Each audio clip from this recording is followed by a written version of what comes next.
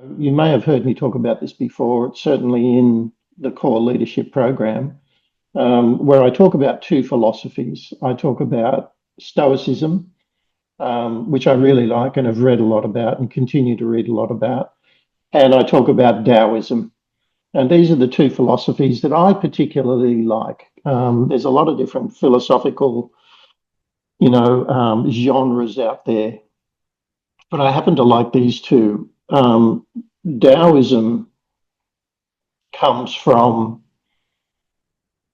the Tao Te Ching, which was written by Lao Tzu 2,500 years ago.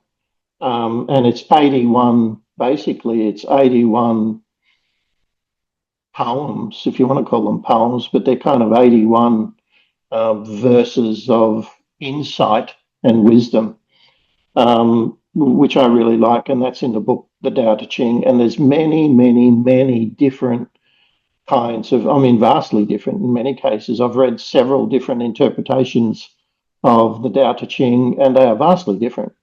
And I ended up with one guy, Stephen Mitchell, who I like the most. And it's Stephen Mitchell is the one that Dr. Wayne Dyer ended up on as well. And I found Stephen Mitchell's interpretation of the Tao Te Ching long before I came across Dr. Wayne Dyer's book, where he focuses in on his interpretation of Stephen Mitchell's interpretation. And so he spent a year writing, around the Tao Te Ching and I really like that book as well, by the way. I've got an audio version of that. That's very powerful. And so this is, these philosophies, the reason I like them both is because they're both very much aligned with nature, with universal law. And so they just feel more natural to me. It doesn't feel like, I've studied Freud, I've studied Jung, and I've studied all, Nishka, however you pronounce his name, and a lot of these other philosophers, and they all feel a little bit too, they're insightful, but they're a bit too edgy for me in many respects. So I kind of ended up on these two. They're softer, but they feel more powerful in their way of expression. And so I want to go through 10 Stoic principles for success today, for good living today. And one of the other reasons, by the way, I like the Tao Te Ching is because that's where Bruce Lee got a lot of his philosophy from. And just a little story by the side is when I was a school kid, I went and watched, like so many people did, Bruce Lee's movie Enter the Dragon, and the next day enrolled in karate classes like everybody else did. Except I stayed with it for 18 years and never stopped. And I went through a couple of styles first before I got to the style that I stuck with. But he drew a lot of his philosophy, Bruce's philosophy, which is powerful as well. If you ever read a lot of the stuff he said, you can see that he borrowed it pretty much all from the Tao Te Ching. So let's get back to the Stoic principles for good living, for successful living. And the first one is the power of preferred indifference. And what does that mean? It means focus on your divine journey. And each of us has a divine journey, a very specific, unique divine journey. And the way I've tried to help you to articulate that is through your vision and purpose, is to be able to get a real insight on that through what your vision is and what your purpose is. And while being very clear about your vision, purpose, and your intended outcomes, what you passionately intend, the idea is to detach from it and walk the journey in the present moment. And I'll talk about that more in a minute. So it's not about being needy. It's not about being desperate. It's not about being angry that things haven't happened yet, because you're on the journey. You're not focusing on the outcome. You're focusing on what you're doing every day. Now, we see a lot of people needy. We see a lot of people desperate. We sort of see a lot of people who are very angry. I was watching one of Sky Prince's videos lives again yesterday, And she was talking about it again, how so many people are angry at her because she came out with some information on med beds for whales and bondholders and didn't talk about 4B. And everybody who's focused on 4B um, got really angry at her because she didn't talk about them. Now, that's needy, that's desperate, that they're very low vibrational energies, and that's not focused on the vision and the purpose. That's not focused on the journey um, of the journey that you're going on to achieve your outcomes. It's focused on the outcome. And so the first one is the power of preferred chosen indifference. And indifference, don't be careful not to take this literally. Indifference doesn't mean you don't care. It means you're not attached to an outcome. The second one is anchor your attention in the present. Now, we hear a lot about this everywhere, don't we? Focusing on purposeful presence. You're focusing on purposeful presence, being in the moment. There is only the moment. We know there is only the moment. If you study quantum physics, um, they talk about time and space. There is no time. I mean, the time that we're adhering to, the clocks, the watches, um, what the exact time is, has been created by man. And in many respects, you can say, well, the dimension we're in, there is no time and space. Joe Dispenza talks about this all the time. I mean, there is no time and space. When you're in the quantum reality, you're in the quantum reality, and there is only the moment. And we move through a series of moments. And so, therefore, you could say there's no past and there's no future. We're just in the moment. But it's a little bit hard to grasp that. And I will make a comment about the past. And my belief is the past, what's happened, is to be learned from. That's the only use it is. Learn from it and then let it go. It's not to be a source of guilt. For many people, their past is a source of guilt. Woulda, shoulda, coulda. That style of thinking doesn't help you. And the future has is not with us at the moment. So the future can only be created by what we do in the present moment. And the future should not be a source of anxiety, which it is for many people. It's a source of anxiety. What's going to happen, in a week's time or 2 weeks' time, or what's going to happen in a year's time? How do I know? A lot of people are focusing on that, and it's a lot of wasted energy. And so the second principle, anchor your attention in the present moment and make the present moment work for you. Whatever you're doing, do it purposefully. The third is transform obstacles into fuel. And so the impediment to action advances action. The obstacle is the way. What stands in your way is the way. I read a book once. I forget who the author was, but the title of the book is "The Obstacle Is the Way." And we've been taught, programmed in many respects, to avoid obstacles, to try and avoid challenges of any kind. But the fact of the matter is that's usually based on fear. It's usually based on having this belief that something bad is going to come from it. However, the great philosophies, Tao Te Ching, the Taoist philosophy as well talks about this, is to move into the challenges, move into what you are most fearful about. Because challenges are actually learning experiences. They're joyful learning experiences to be overcome. That's why the leader looks at challenges, looks at obstacles, impediments as being the way. And also, it's incredibly character building, isn't it? Because you're teaching yourself to overcome fear. You're actually saying, you know what, I'm just going to face this and I'm going to, with all the resources, I'm in a calm and resourceful state. I'm going to move into this and overcome it in the best way I can. And if it's not perfect, the outcome, then there's learnings. There's learnings from success and there's learnings from mistakes. There's learnings from failure. So it's all a learning experience. So transform your obstacles into fuel for you to progress, to move forward. The next principle is reclaim your inner authority. You simply must remember that you are the divine spark of prime source creator of God, if you want to use that term, who has unlimited power and abundance. And if you're the divine spark, doesn't it sort of, isn't it logical to then assume that if you're the divine spark of source who has unlimited power and abundance, shouldn't you have unlimited power and abundance? Well, my answer to that is yes. You just haven't learned how to use it. Yes. Yeah. So, when they're talking about inner authority, they're talking about what is within. And so what is within is without.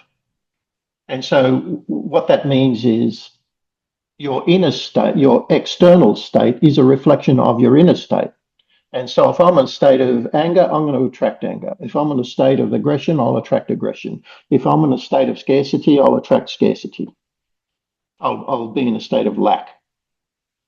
So when you shift your inner state, by the way, it's a very difficult thing to do. It requires a lot of work. When you shift your inner state, you will shift your external state, but don't expect it to happen immediately. Certainly, I believe we're moving into the fifth dimension. If we're not in the fifth, we are in the fifth dimension right now. If you choose to be, manifestation is accelerated. Again, Sky was talking about this the other day. Honey Golden was talking about this the other day. We're in the fifth dimension. You can literally manifest, things very quickly if you have clarity. And if your inner state is reflecting what you want your outer state to be, but you will experience a lag. And if there's a lag, for example, if the evidence of your reality is not reflecting your inner state as yet, this is my advice to you. My advice to you is that's old data, that what you're experiencing is a reflection of an inner state that you had previously, right? So there's going to be a lag, although it may be quicker now. There's going to be a lag. So if you're looking at your external state and say, well, I'm very clear about my intentions. I'm very passionate about them. I'm focused on them. I'm being them. I'm living them. And why isn't my external reality reflecting it yet? There's a lag. Just be patient. Just wait. So again, that's very important. And don't give your power away to external circumstances. A lot of people right now, every little piece of intel that they don't like, they give their power away. We're seeing it all the time. They get angry. They've just given their power away. Right? They've lost control of their own energetic state, their own vibrational state. They're not in control anymore. They've lost it. And so they're in a state of anger or frustration or desperation or, any of those low vibrational energies. By the way, they're very low vibrational energies. And so be careful. Your power is your power, and any external circumstance shouldn't have an impact at all. That's why I don't subscribe to this idea, oh, it's a roller coaster ride. No, it's not. There is no roller coaster. They're talking about you. It's a roller coaster ride. What they're actually referring to in reality, they probably haven't thought this deeply about it, but you don't have control of your own emotions. That's why you're in this emotional state of bouncing up and bouncing down. Oh, good news, I'm happy. Bad news, I'm unhappy. Good news, I'm happy. Bad news, I'm unhappy. No, you simply can't allow that to happen. As a true leader, you can't be that easily manipulated by everything that goes on. And so self-control aligned with your true higher self is the key. And so once you get clarity and focus of self, you must align your inner authority with that. The next principle is strategic stillness. Being busy is not progress. I hear people saying this all the time. How are you going today? Oh man, I'm busy. Well, busy doing what? I like to replace the word busy with productive. I'm productive. And that means I'm actually focusing on something and I'm meaningfully progressing. Now, the the other side of the coin of that is being still. And a lot of people, again, this is programming. We've been told if we're not moving all the time, we're not doing anything. We're lazy. That's not true. Stillness can be a very powerful state, and being in a state of stillness actually allows the doorway to open for your intuition, which means answers, truth, answers, truth. Stillness is a very powerful thing. I find that in stillness, that's when I truly grow. When I'm actually growing and developing, it's in that state of stillness. That's when I get some of my most powerful sources of inspiration is through stillness, through being still. It reminds me of a little story. A good mate of mine, I haven't seen him for a long time, but a good mate of mine at the time was in the special forces. And I used to train with him all the time. I used to go and train with these guys in the special forces. It just kind of took me out of, they all used to laugh at me and say, oh, here comes a civilian. But they were the special forces, right? And so, of course, I was always the last to get up the hill, but I was there trying to get up the hill. And I was the last to do any of the exercises that they were doing, but it stretched me way outside my comfort zone. And the more that I trained with them, the better I got. But the point of the story was this guy's name was Peter. And I remember going over to Peter's place one day, and he had the screen, his door was open and he had the screen door closed. And I looked through the screen door and he was lying on the lounge. And, this guy could have painted an S on his chest for Superman and would have got away with it. I mean, I've never seen anybody physically that was as powerful and agile and, as capable as he was, physically, mentally, emotionally, everything. It's all a part of the Special Forces training. And he was lying on the lounge, really still. And I said to him, lying on the lounge, you've got to be kidding me. What are you doing there? And his answer was this simple: I'm growing. That's what he said to me. He was lying on the lounge and he said, I'm growing. And that could have referred to many different things. Growing physically, which means he's giving his body a rest to actually repair. He's giving his mind a rest to grow and expand. He's giving his energy a rest to grow and expand, his consciousness, and so on. And so, this whole idea of strategic stillness is a very powerful thing. Taking time out of your day to just sit and be still and allow, your inner self, your intuition to talk to you and provide you with insights and allow yourself to grow and develop. It's a very powerful thing to do. The next principle is gratitude is the energy of receiving. So being in gratitude means being ready and open to receive. Again, to quote Dr. Joe Dispenza, what was that quote? He called it the ultimate state of receivership. Gratitude is the ultimate state of receivership. And gratitude, remember, I talk about as being the same vibration of love. It's 528 hertz. Love is 528 hertz. Gratitude is 528 hertz. So when you're in a state of gratitude, you're actually in a state of love as well. It's a very high vibrational energy. And so start every day by appreciating everything you have, even if you don't have much. If you've got 10 cents to your name, I've got 10 cents. I'm very grateful. And so be grateful for everything that you have. Very important. And be in a state of gratitude all the time. It's a very powerful experience just to go through the day looking at everything and saying, I'm very grateful for that. Thank you. I'm grateful. I appreciate that very much. And even writing it in a gratitude diary or just writing down wherever a few things that you're grateful for. It doesn't need to be big. It doesn't need to be, amazing. It can be as simple as, for example, Victoria and I were sitting out having a coffee, and we always have these lorikeets. there's just this pair of lorikeets. And lorikeets, I don't know whether you know, but they mate for life. And there's always two of them. And they always turn up together. And we see them pretty much most mornings. And I just looked at Victoria and said, I'm very grateful that we can have the experience of these lorikeets come and visit us. Simple as that.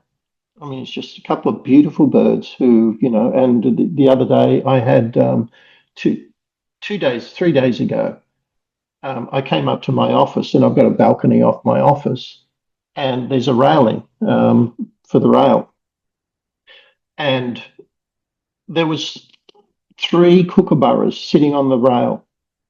Should have seen Luna. It's very funny. She's never seen kookaburras before. There was three kookaburras sitting on the rail right there, really close to me. Um, and they visited. And I just immediately went, oh, thank you. This is great. And so, little things to be grateful for opens you up to receiving, which is very powerful as well. But the motivation is not to receive, the motivation is to be thankful. The next Stoic principle is emotional sovereignty. I've said this many times to you before. Simple quantum physics is that everything is energy. Everything is energy. It can't be created, it can't be destroyed, it can be transmuted into other energy. And when you learn to master your own energy, your own vibrational state, you will master everything because everything is about energy. And so that's what we talk about with emotional sovereignty. And it's, the Stoics, guys like Zeno, who came from Greece to um, Rome and was standing out in front of storefronts, talking about Stoicism.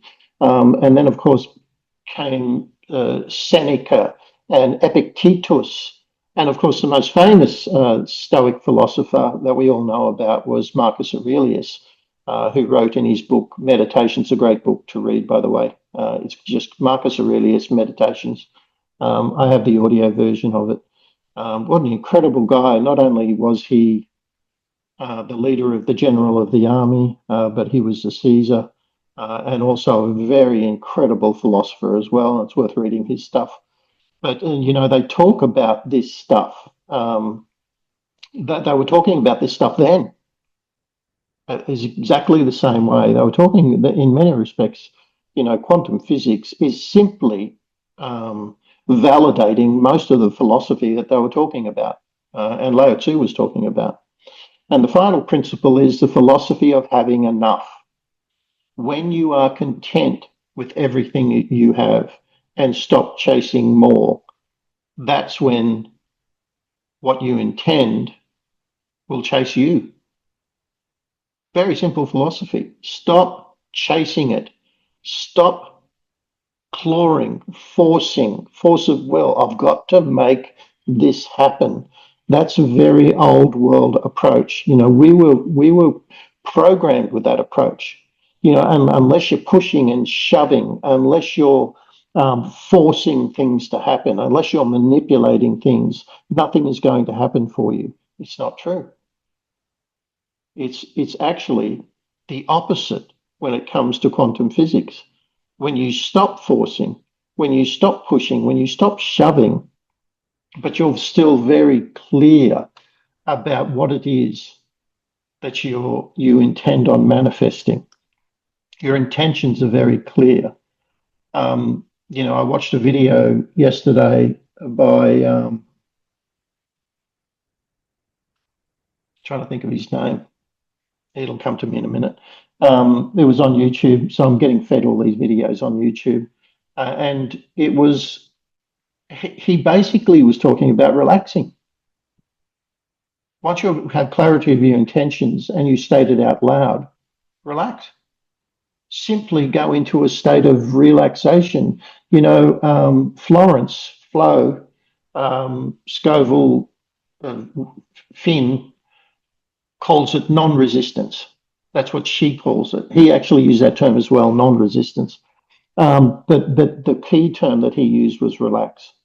Stop chasing, relax. Don't force it to come to you, and it will come to you. Because when you start forcing, when you start pushing and shoving, that's an act of desperation. It's a very low energetic act. It's very low energetic state. And so it's not the work that you're doing. Of course, action is very important. Let's be clear about that. It's not the work that you're doing that is creating the manifestation of your intentions. It's your vibrational state.